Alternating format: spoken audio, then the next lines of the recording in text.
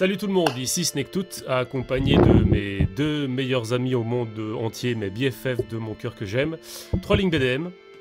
Bonsoir tout le monde. Et Simon Thierry. Bonsoir tout le monde aussi. Ah, il a la joie de vivre, vous pouvez l'entendre. Oui, je suis joyeux en vrai. Plus j'ai l'air déprimé, plus je suis joyeux en vérité. Il est joyeux intérieurement. Voilà. Alors, petite vidéo critique sur l'OAV de Kishibe Rohan. En VF, ainsi par là Kishibe Rohan, ou Rohan Kishibe, c'est comme vous voulez. Alors, c'est une critique qui va être structurée selon 4 points majeurs. Donc, on va commencer par parler de l'adaptation graphique, du style artistique et de l'animation en général. Ensuite, on va passer sur l'histoire. Attention avec des spoilers, bien sûr. On va un peu survoler la bande son et au final, on va faire une petite conclusion et une notation sur 5. Alors, commençons tout de suite. Simon, qu'est-ce que tu as pensé du style graphique et de l'animation générale sur cette OAV? Bah alors le style, on voit déjà que c'est du Araki, on va dire, moderne entre guillemets. C'est le style qu'il a eu après vers partie 6, partie 7. Ouais. Donc on voit qu'ils ont essayé d'adapter vraiment le style de cette partie-là. Oui, Au lieu de retomber sur celle de l'animé de la partie 4. Ouais, Donc ça, ouais. c'est cool qu'ils aient essayé. En plus, ça nous fait un petit peu une preview de ce qu'on pourrait voir dans les prochaines saisons de JoJo's Bizarre Adventure. Exactement. Si prochaine il y a. Aussi, l'animation, je trouvais qu'elle était très... Enfin, pour un OAV, cette longueur, ça aurait été bizarre qu'il y ait des énormes faux pas, tu vois. Ouais, J'ai rien remarqué de flagrant, juste l'animation était bien, le style était respecté, et genre avec le style complexe qu'il y avait, ça marchait bien. Mais il n'y avait pas non plus de grande folie à animer, mais c'était correct, c'était cool. Ouais, on est d'accord. D'ailleurs, je pense qu'ils ont carrément dit qu'ils se sont inspirés du style de la partie 8 pour le style graphique. Parce que c'est un peu la patte visuelle un peu courante d'Araki quelque part. C'est ce qu'ils ont fait. Voilà, exactement. Eh bien, justement, entre lignes, qu'est-ce que t'en as pensé, toi? Alors moi personnellement, le style graphique m'a pas choqué. Il faut savoir aussi que quand il y a eu les 4 premières images qui ont été diffusées sur Facebook par David Productions, il y a eu un peu la panique chez les fans en disant ouais, qu'est-ce que c'est que ça, le style graphique est différent, ça a rien à voir avec la saison 4 de la partie 4 de JoJo's. Mais moi ça ne m'a pas choqué. Moi au contraire, je trouvais que c'était beaucoup plus fidèle au style d'Araki. Que c'était très bien fait, ils ont fait du très bon boulot au niveau du style graphique, mais en dehors de ça, au sujet, je m'attendais à voir, comment dire, pas vraiment des nouvelles choses, mais quelques scènes en plus, en dehors de ce que l'histoire de Millionaire's Village proposait en fait. Quelque chose, des effets en plus quoi. Que ce que le manga montrait déjà. Ouais, je suis d'accord avec toi. Surtout sur le fait qu'ils ont quand même rajouté au début et à la fin, enfin non, plutôt à la fin. Surtout à la fin. Ouais, surtout à la fin, les séquences avec Koichi et Okuyasu qui ne sont pas dans le manga. Et avec en guest star le dos de Josuke. Le dos de Josuke et aussi un petit caméo d'Akira. En plus, oui. Ça c'est au début, ouais. Oui, ouvrez les guillemets très subtils, fermez les guillemets. J'avais même pas remarqué. Moi. C'est ça. Ouais, j'ai pas remarqué. Sérieux? J'ai pas fait attention, peut-être. Ouais, j'ai pas remarqué. C'est parce que Simon était trop déconcentré par la thickness de Kyoka. Hein. Totalement. Je les aime bien tic, moi de base. Donc, vous avez vu ses lèvres? Oh là là. Ah, c'est le style, hein. C'est le nouveau style. Il n'y a pas ouais. que elle. D'ailleurs, tous les personnages ont des lèvres assez. J'ai aussi aimé le retour de la coupe de Guile chez Koichi. Vraiment le flat top. Koichi Type goes with everything. Après, il a connu Dragon Ball Z. Voilà, c'est ça. Pour ma part, en fait, je vous avoue qu'au départ, j'étais super sceptique quant à ce changement et j'étais pas le seul parce qu'ils ont eu pas mal de backlash de la part des fans, comme Trolling l'a souligné. Mais bon, vraiment. Les fans, ils disent n'importe quoi après. Voilà, c'est ça. Mais au final, honnêtement, je trouve que le rendu donne super bien. C'est super agréable à regarder. Et honnêtement, au niveau animation et niveau qualité de l'image, c'est vraiment au niveau des sorties Blu-ray des animés. Donc voilà, je sais pas ce qu'on peut demander de plus. Après voilà. C'est David Productions qui l'a fait, donc c'est pas, voilà. pas bon. Ni bon Tout à fait. Après, voilà, je trouve qu'au niveau de l'animation, ils n'ont pas eu l'occasion avec cet OAV, mais bon, ça c'est à cause de l'histoire de base, ils n'ont pas eu l'occasion de faire des trucs de dingue. Parce que, ouais, c'est très calme en fait. Même dans le manga, la seule scène d'action qu'il y a dans le manga, c'est quelque chose de très calme, très posé. Oui, ils ont respecté le manga au pied de la lettre, Voilà, vraiment. Hein, ils ont- sauf, Bah, ce qui est intéressant, ouais, c'est de voir le style, un style plus proche de celui d'Araki en C'est ça. animation. C'est ça. Mais bon, j'espère vraiment qu'ils vont vraiment continuer avec ce style-là pour Golden Wind, parce que bon, nous voilons pas la face, ils vont quand même le faire, Golden Wind. Peut-être d'ici Bon, ça me gênerait pas qu'ils fassent une version simplifiée comme comme les OAV qu'on a eu, enfin les animés qu'on a eu jusque-là, mais Ouais, mais bon, à voir. s'ils veulent faire un animé télé, je pense pas qu'ils auront le budget de faire l'animation Non, comme non, c'est bien une sûr. OAV. Bien sûr. Après, bon, moi je te parle de quand ils vont retravailler ça sur les Blu-ray, tu vois. Donc, même si, bon, comme on le dit souvent sur des vidéos avec Simon, quand on travaille sur l'abréviation, on préfère la version télé parce qu'il y a des derp face de rêve. Waouh, ouais, c'est magnifique. Voilà, c'est un peu ce qui nous sert de carburant pour. C'est notre inspiration, les derp face, quoi. Voilà. Ça montre les véritables personnages. Tout à fait. je prends note. Voilà, il prend note, c'est très bien. Alors, maintenant, au niveau de l'histoire, donc je répète, attention spoiler, si vous n'avez pas regardé l'OAV, si vous n'avez pas lu le manga, arrêtez-vous ici, allez le mater, allez le lire, puis revenez, on vous attend. Allez-y, Bah, on vous attend. L'histoire, j'ai pas trouvé ça. J'en fous, ils vont à leur rythme. Mais l'histoire, je l'ai pas. Enfin voilà, elle était pas spéciale tout ça son texte. C'était une petite side story avec Rohan Kishibe, quoi. C'était un petit one shot qui avait été sorti dans un magazine ou un truc comme ça par Araki. L'histoire du le coup du stand ennemi, ça m'a un petit peu surpris. Je voyais pas très bien c'était quoi son pouvoir. Au bout d'un moment, je me disais Ouais. c'est genre, Alors, je crois que c'est le 5e d'Ospoke, si mes souvenirs sont bons, je crois. Oui, en fait c'est le 5e, mais c'est le premier chronologiquement parlant en fait, parce que, alors pour ceux qui ne le savent pas, il y a plusieurs petites histoires comme ça one shot sur Rohan et Kishibe, et elles ont toutes des numérotations random, totalement random. Mais bon, ça c'est encore une fois c'est Araki. Araki a voulu troller. Voilà, donc d'ailleurs à la base Simon connaissait pas toutes ces histoires et en fait il me Ouais, dit- j'ai pas lu j'ai pas lu ces Voilà, side stories. c'est ça. Et il me dit, mais pourquoi il commence par le numéro 5 et je suis sûr qu'il y a plein d'autres fans qui vont se poser la question, en fait. Mais bon, Ouais, c'est ça. Alors, voilà. oui, ils se sont dit pareil pour le choix du chapitre. Pourquoi Millionaire's Village? Beaucoup en se sont posé la question. Ouais. Donc, bon, j'ai ma petite théorie là-dessus, mais bon, ça peut se tenir sur un mot, en fait. Waifu. Ah, c'est pas faux. Hein. Ah, alors, je m'explique pourquoi. Sickness. J'explique. Dans Millionaire's Village, il y a le personnage de l'éditrice, Kyoka, Mhm. qui, du coup... Alors, comment dire, il y a Araki, à un moment, on a fait une interview à Araki, on lui a posé la question pourquoi il a insisté pour que Millionaire's Village soit adapté par David Productions, justement en animé. Et Araki a répondu lors de la création de... Elle a la même réponse que lorsqu'on lui a posé la question pourquoi il a fait Millionaire's Village, pourquoi il a créé aussi le personnage de Kyoka. Il a dit, je cite, « Mon plus grand succès dans Millionaire Village est tout simplement le personnage de Kyoka, l'éditrice de Rohan. Même si sa personnalité est assez ennuyeuse, j'aime énormément ce personnage et la considère comme un chef-d'œuvre. Je tiens à certifier néanmoins sur mon honneur qu'aucune éditrice de mon entourage n'a été utilisée comme modèle pour la création de ce personnage.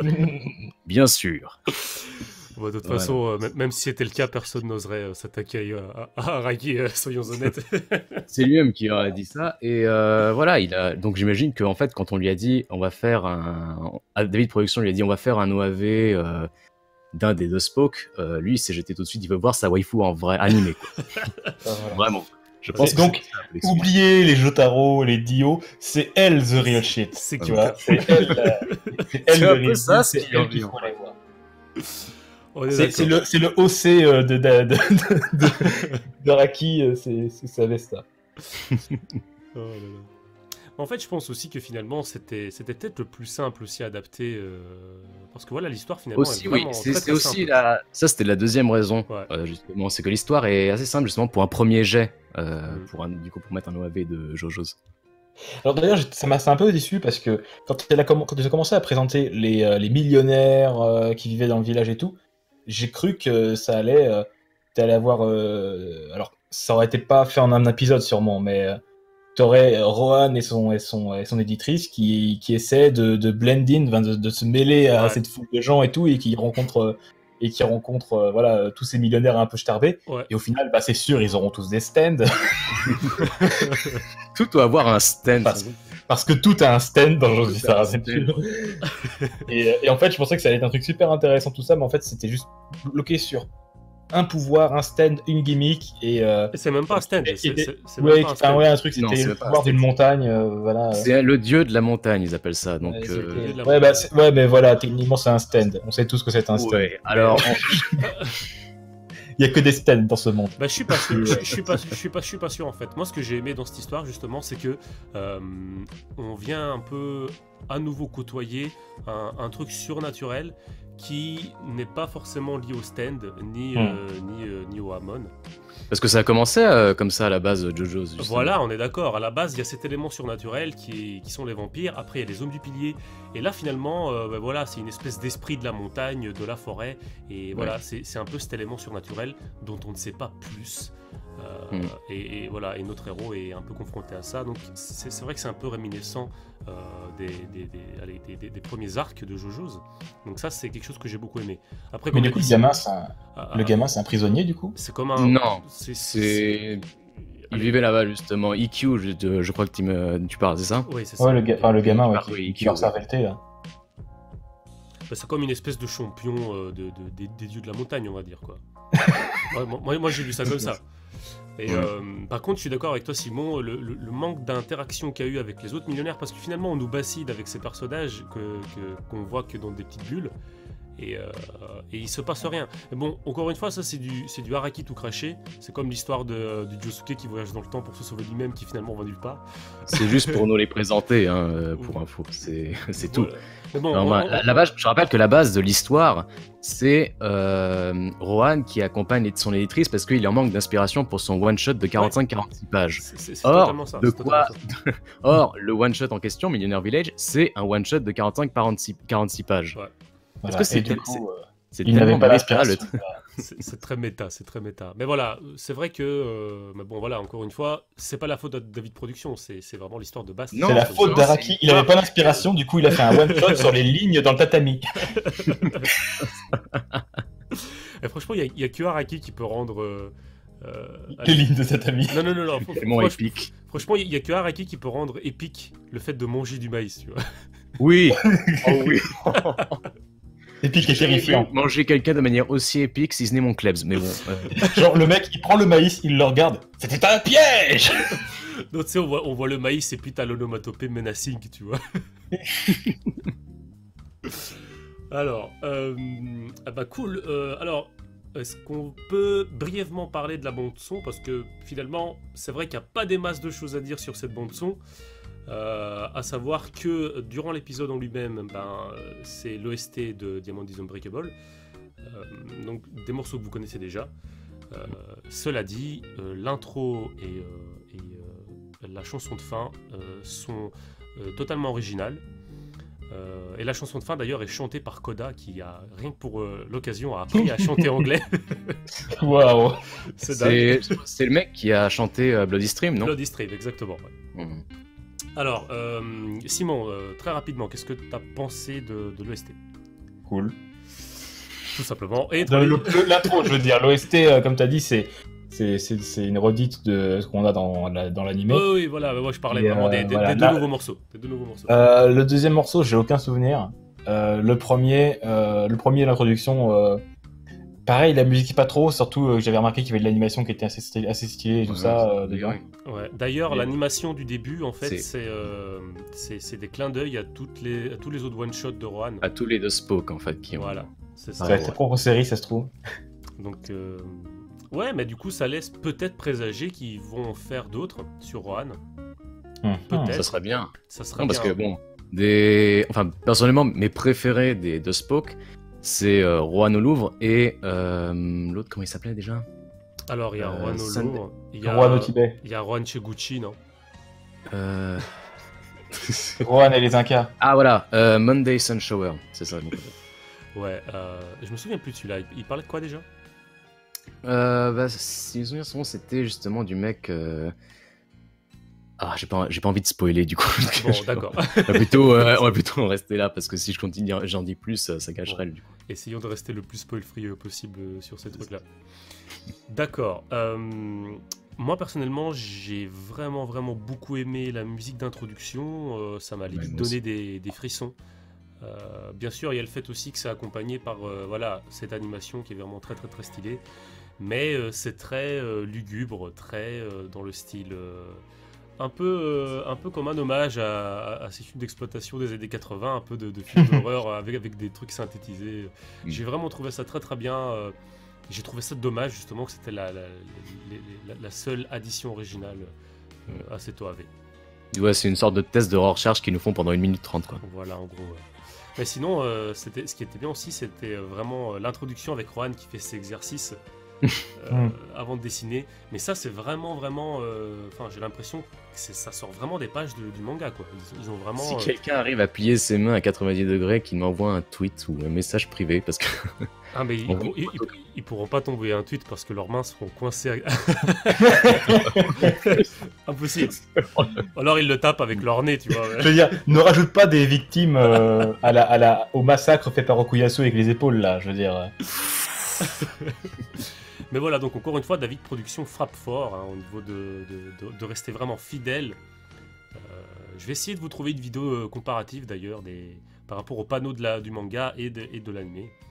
C'est assez impressionnant. Moi, j'attends l'adaptation de Rohan et Cléopâtre. Ah ouais, et Rohan aux Jeux Olympiques aussi, c'était pas mal. Ouais, Rohan chez les Helvètes. Yare. Alors, eh ben voilà.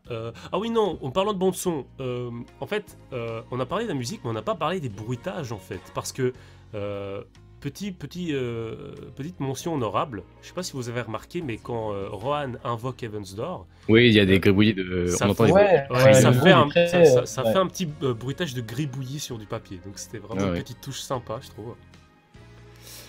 Donc voilà, alors, nous sommes arrivés à la conclusion. Alors, je vous propose de noter ce TOAV sur 5.